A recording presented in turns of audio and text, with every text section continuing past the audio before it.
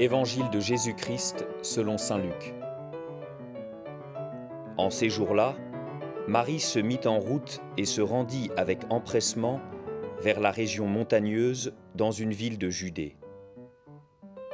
Elle entra dans la maison de Zacharie et salua Élisabeth. Or, quand Élisabeth entendit la salutation de Marie, l'enfant tressaillit en elle. Alors Élisabeth fut remplie d'Esprit Saint et s'écria d'une voix forte : « Tu es bénie entre toutes les femmes, et le fruit de tes entrailles est béni. D'où m'est-il donné que la mère de mon Seigneur vienne jusqu'à moi ? Car lorsque tes paroles de salutation sont parvenues à mes oreilles, l'enfant a tressailli d'allégresse en moi.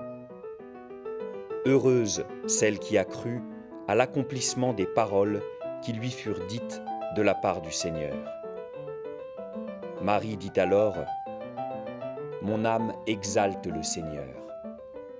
Exulte mon esprit en Dieu, mon Sauveur. Il s'est penché sur son humble servante. Désormais, tous les âges me diront bienheureuse.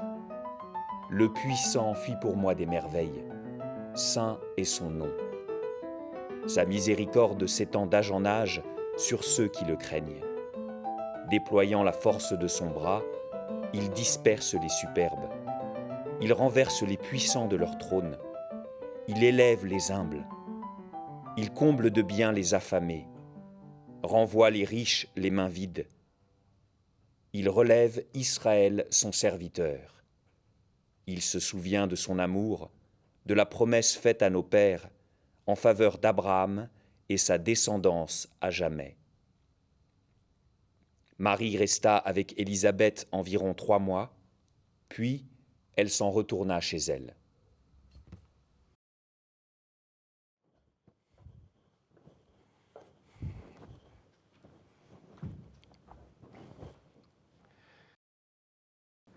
C'est la fête de l'Assomption de la Vierge Marie. Nous célébrons donc aujourd'hui le moment où Marie est entrée au ciel avec son corps et son âme. Ce moment de l'Assomption de la Vierge Marie, assez étonnamment, n'est pas rapporté par les Écritures. C'est par toute la tradition de la foi de l'Église que l'on sait que Marie est entrée sans être corrompue par la mort dans la gloire de Dieu. Alors, pourquoi choisir cet évangile précisément, qui est l'évangile du Magnificat, de la visite de Marie à sa cousine Élisabeth ?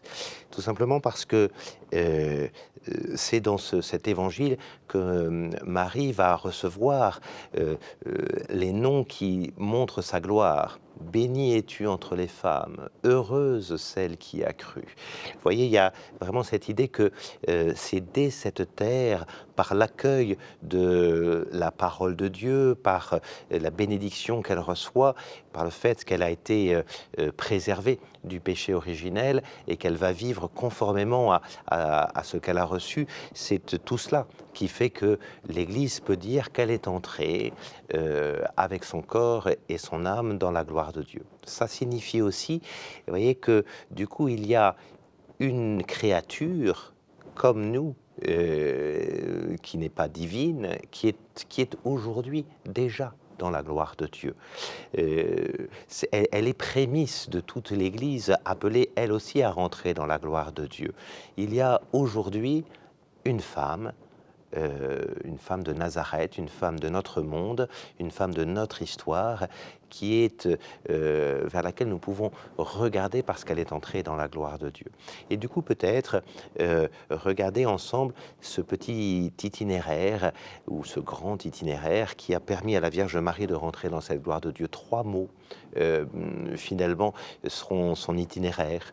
Le premier mot va vraiment être Ecce, hein, voici la servante du Seigneur, cette disponibilité de la Vierge Marie, Ecce, hein, vraiment, qui met toute la Marie à la disposition de Dieu. Il y a le Fiat, hein, qu'il me soit fait selon ta parole. deuxième temps de son itinéraire, elle rentre, elle se met pas seulement à la disposition de Dieu, mais elle va faire la volonté de Dieu, elle va accorder son action à la parole même de Dieu. Que tout se passe pour moi selon ta parole, hein, fiat, voilà. Et puis le troisième mot, là, dans l'évangile d'aujourd'hui, le Magnificat. Voilà, Marie tournée vers cette grande louange. Marie ne se regarde plus elle-même, elle ne regarde que Dieu, hein. Il comble de bien les affamés, il élève les humbles, il renvoie les riches les mains vides. Il n'y a plus que Dieu qui l'intéresse. Elle est dans le Magnificat complet. Et c'est cet itinéraire de Lecce au Fiat, au Magnificat, qui lui permet de rentrer précisément dans la gloire de Dieu par son Assomption.